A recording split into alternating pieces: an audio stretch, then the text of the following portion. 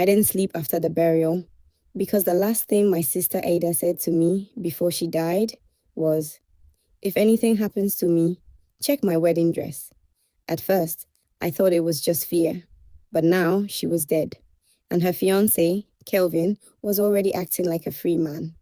The next morning, while everyone was still mourning, I went straight to Ada's room. Her wedding dress was hanging neatly inside the wardrobe.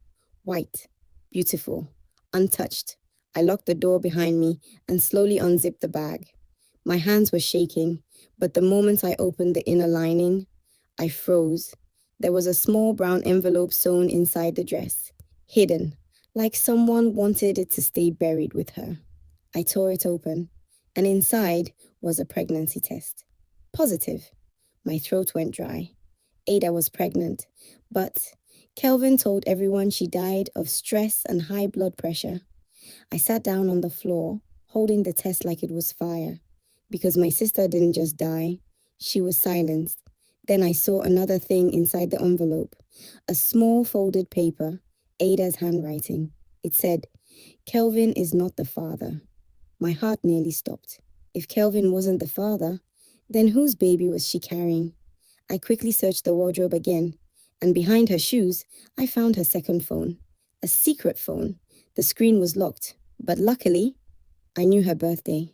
It opened, and the first thing that popped up was a message from a saved contact called, "Daddy."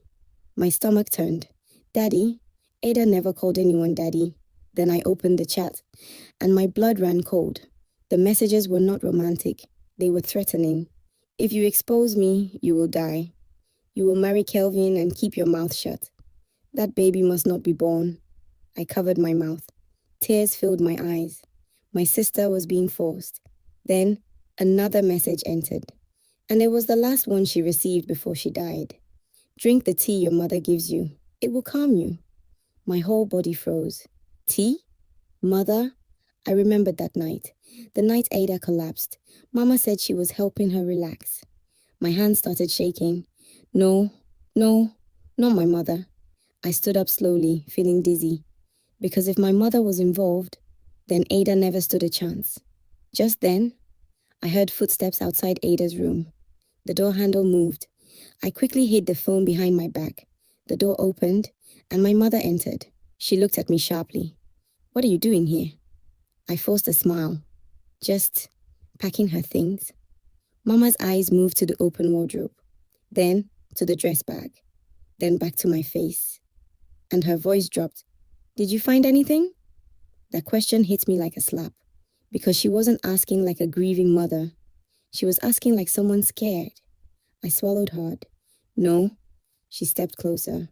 Her face was calm, but her eyes were dangerous. "Good." Then she whispered, "Because if you find anything, you will end up like her." My blood turned ice. I stepped back. "Mama, what are you saying?"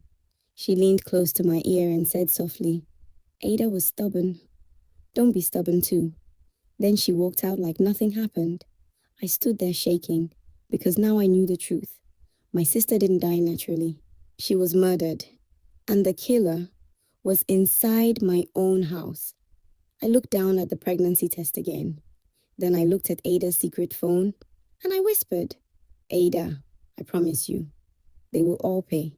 But just as I was about to leave the room, my phone buzzed. Unknown number. One message. "Stop digging," or "You're next."